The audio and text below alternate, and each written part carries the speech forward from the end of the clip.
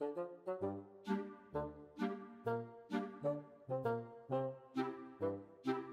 bien, monsieur Gros, t'as l'air pressé de commencer cette vidéo. Très bien, commençons là. Le saviez-vous, la signification des couleurs a une répercussion plutôt importante sur nos actions du quotidien. Et pourquoi cela, me diriez-vous? Qu'est-ce que la psychologie des couleurs? Inconsciemment, nous associons à chaque teinte un sentiment déterminé et un concept.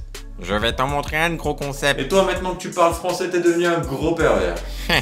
Ça m'étonne pas de toi, mon salaud. Les couleurs peuvent changer notre perception, altérer nos sens ou même nous faire ressentir des émotions. Les couleurs peuvent améliorer notre mémoire, notre attention et peuvent même nous faire prendre des décisions. La psychologie des couleurs est un champ d'études qui se développe continuellement. Cette discipline est vitale pour les professionnels comme pour les créatifs, les nouvelles entreprises ou les nouveaux produits qui prétendent entrer dans le marché efficacement. Cependant, connaître la psychologie des couleurs permet à certaines occasions de faire de meilleurs choix. Tel à l'anniversaire d'un ami, choisir le cadeau adéquat. Ou simplement pour redécorer votre maison. Et je rajouterais bien un peu de jaune dans cette pièce. Les êtres humains sont profondément émotionnels. Les couleurs interagissent avec notre mémoire, réveillent certaines émotions et peuvent même orienter notre raisonnement. Les couleurs peuvent nous rappeler des souvenirs agréables, tels les bottes de pluie couleur jaune-orange que nous portions étant enfants. Ou même la couleur des gâchettes Pokémon, je sais plus comment ça s'appelle, les petits jeux Pokémon jaune, Pokémon rouge, Pokémon bleu. Mais en contrepartie peuvent apporter aussi des souvenirs désagréables, tels la couleur du pull de votre ex-petite amie qui vous a trompé. C'est quand même triste à dire, mais la mémoire fonctionne comme ça. Vous pouvez avoir de bons et de mauvais souvenirs dus à des bottes de pluie, ou au pull dont la couleur favorite de votre ex est le blouge. Et tu sais, moi j'ai jamais été en couple. Oh mais tu sais, ça peut s'arranger mon petit monsieur Corot.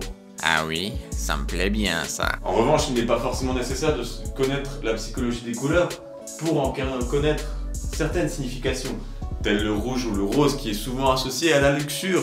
Je ne parle pas de la luxure l'argent, mais je parle de la luxure le sexe, voyez-vous? On voit souvent dans des maisons closes, si vous y allez souvent, personnellement à peu près tous les dimanches matins, dans celles qui se situent, non j'en connais pas en fait. Le rose et le rouge sont également associés à l'amour. Lorsque vous offrez lors de la Saint-Valentin des cadeaux à votre petit copain, votre petite amie, on choisit souvent quelque chose de rouge. Vous allez savoir pourquoi, je sais pas, l'être humain fonctionne comme ça, le rouge c'est romantique. C'est beau l'amour. Les professionnels tels que psychologues, sociologues ou même ceux qui travaillent dans le marché en général se doivent de connaître la psychologie des couleurs en fonction de leur travail. Pour les psychologues, je sais pas, ils analysent des gens, je sais pas comment les psychologues font, voilà, mais quand vous êtes dans le marché, tout simplement faire une pub pour attirer l'œil, on joue avec les couleurs. Ils font également de larges études sur les populations, savoir si, par exemple, la France, le sens des couleurs est différent chez la France que dans un autre pays. Mais en général, non. Les pays ont souvent une certaine cohérence au niveau du choix des couleurs et de leur signification, à part quelques exceptions, comme le noir que nous utilisons pour les enterrements. Eh ben, en Chine, eux, c'est du blanc. Comme par exemple la couleur de la neige, du coton, du lait, des robes de mariée. Le blanc représente un nouveau commencement, une légèreté, la paix, l'innocence. Innocence? Cette pièce est trop blanche pour toi. Oh, je vais te gicler du blanc dans la face, tu vas voir mon innocence. Ouais. Je suis peut-être allé un petit peu fort avec lui. Le blanc est la couleur prédominante dans les hôpitaux car il est aseptique, il représente le calme et la sérénité. Les chemises blanches sont utilisées pour donner une bonne impression car elles représentent la propreté en général. La couleur jaune, elle, est liée à des concepts positifs comme la créativité, l'optimisme, la jeunesse ou même la confiance en soi. La plupart du temps, étant enfant, lorsque nous dessinons un soleil, nous lui faisons un grand sourire. D'ailleurs, monsieur Corot peut en attester, lui aussi, il sourit constamment en étant tout jaune, n'est-ce pas, mon petit monsieur Corot? Eh oui, nous sommes bien d'accord avec ça. Son sourire est un peu flippant quand même, des fois, quand on le regarde bien de près. D'ailleurs, lorsque vous êtes triste, je ne pense pas que vous ayez l'habitude de vous habiller en jaune. D'ailleurs, le jaune est aussi la couleur de l'or, ce qui est aussi signe de richesse.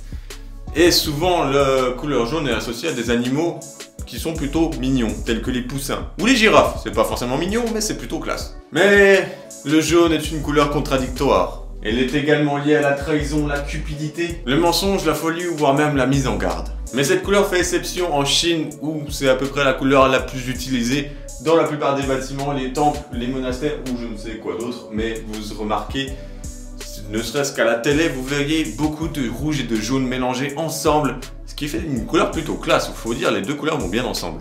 La couleur orange est une couleur qui capte immédiatement l'attention. Cette couleur se trouve dans de nombreux fruits tels l'orange, la pêche, qui est un petit mélange de rouge, orange, jaune, ou plein d'autres fruits tels l'abricot. Tiens, l'abricot, j'avais envie de dire l'abricot. Plein de fruits que les fruits, en général, on aime tous les fruits.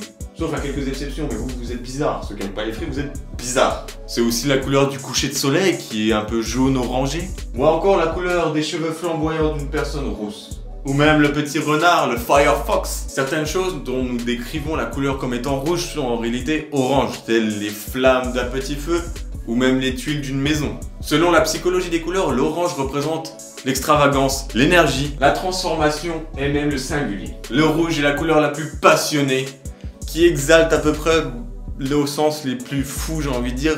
Ça peut exalter le sens du danger lorsque vous conduisez sur la route. Les panneaux sont souvent entourés de rouge, voire même complètement rouge avec des petits trucs en blanc dedans pour nous signifier ce que c'est. La couleur rouge attire énormément notre attention, donc sur le danger, mais aussi sur les sentiments romantiques, amoureux ou même sexuels. Selon la psychologie des couleurs, le rouge est lié à l'amour, au sang, à la joie et au suspense, mais aussi aux croyances, à l'interdit et à la guerre. C'est là que l'on voit que le rouge peut exalter deux sens contradictoires, le positif, la joie, l'amour, la sexualité, la sensualité, mais aussi des choses plus négatives telles la guerre, le sang, enfin ça dépend dans quel sens tu vois le sang, parce que si c'est quelqu'un qui vient de se couper la jambe, c'est pas génial. L'interdit, bon ça dépend du sens de l'interdit aussi, ça peut être un interdit plutôt positif tels les fantasmes sexuels ou des choses plus négatives telles la vente de drogue. Voilà, la guerre, c'est pas trop autorisé je crois, ça, je suis pas trop sûr. Est-ce que c'est légal la guerre en fait? On peut également aussi voir du rouge dans les prix au rabais dans un magasin, ce qui attire l'œil. Et là tu vois, moins 10% sur un truc qui coûte 200 balles, mais ça vaut le coup, alors que pas du tout. C'est impossible que le rouge passe inaperçu. Lorsque vous voyez une personne avec du rouge à lèvres bien rouge vif, vous le remarquez direct. Ou même le rouge sur vos copies d'examen qui vous font dire « Eh merde, j'ai loupé mon examen ». Eh bien on le voit directement. Si vous souhaitez passer un message infaillible à une personne, n'hésitez pas, portez du rouge. Peu importe ce que c'est, bon faites pas ça n'importe comment, habillez pas vous entièrement en rouge et teindre vos cheveux en rouge, mettre des lentilles de couleur rouge, ça fait bizarre. Non, soyez quand même minutieux, faites-le correctement, mais vous pouvez attirer l'attention de n'importe qui grâce à du rouge. S'habiller en rouge, encore une fois de manière correcte, pas exagérée, mais s'habiller en rouge attire l'œil et même l'attraction sexuelle, que ce soit chez l'humain ou chez les animaux. Ouais, bon, si vous voulez attirer un humain, bon, à moins que ce soit un mec en chien, dans ces cas-là, du coup, c'est à la fois un humain et un animal. Du coup, bah, en fait, bah, ça passe tranquille. Est-ce que vous savez avec quel type d'animal le rouge fonctionne également? Ça excite aussi les poulpes. Exactement, monsieur Koro. Avec les poulpes. Non, en fait, bah, oui, enfin, ça fonctionne avec tous les animaux, mais c'était juste pour la blague, hein, les poulpes, voilà. Parce que monsieur Koro, c'est un poulpe, hein, monsieur Koro. Ouais. Et mes belles tentacules. Un bon poulpe. Avec des grosses tentacules. On est à peu près à la moitié de la vidéo, je vais arrêter de vous dire, vous savez ce qui va se passer, vous connaissez la petite pub. Je vous invite à vous abonner à mon compte Instagram si c'est toujours pas fait. Dessus je poste toutes sortes de choses, que ce soit en publication ou en story. Je m'enjaille, je m'amuse, ça vous amuse, je l'espère. Je vous invite également à vous abonner à ma chaîne YouTube sur laquelle vous êtes en train de regarder la vidéo et vous n'êtes pas abonné, c'est pas normal ça. Et à lâcher un petit like si vous aimez la vidéo parce que ça fait toujours plaisir. Moi aussi ça me fait plaisir. Et à activer la petite cloche, comme ça vous êtes informé de chaque fois que je poste une vidéo. Même si vous le savez pas d'ailleurs, les vidéos sortent le mardi soir à 21 h. Je ne vais pas vous faire un lexique de chaque couleur, de chaque description de couleur, ce serait beaucoup trop long, sachant le nombre de couleurs qu'il y a dans le monde. Ce serait très vaste et très long. Mon tentacule du milieu aussi est très long. Il est même possible d'utiliser les couleurs pour soigner certaines maladies. En fait, nous avons tendance à choisir des couleurs qui nous correspondent. Et si nous sommes malades, inconsciemment, nous choisissons à porter des vêtements de couleurs qui font que on se sent mieux. Et par conséquent, effet placebo, comme on dit. L'effet placebo, pour ceux qui savent pas, c'est psychologiquement, tu dis que tu vas mieux, donc tu vas aller mieux. Effet nocebo, c'est l'inverse, c'est même si tu es en pleine forme, tu te dis « Ah, je me sens pas trop bien, je suis peut-être malade, donc tu vas finalement tomber malade ». C'est ainsi que fonctionne la psychologie humaine. Et donc, quand vous êtes malade, je vous conseille de porter des vêtements qui vous font vous sentir bien et par conséquent, vous allez être bien. Designer, artiste ou publicitaire, ce sont des métiers où il faut connaître un minimum la psychologie des couleurs pour réussir dans son métier, j'ai envie de dire.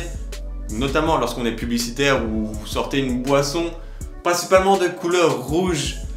en soda. Vous voyez peut-être que la marque que je parle, vous connaissez, je pense que vous voyez. Et bien cette marque utilise le rouge qui attire l'œil, qui a une attraction sur nous. Et forcément, on a tendance à plus facilement acheter cette boisson.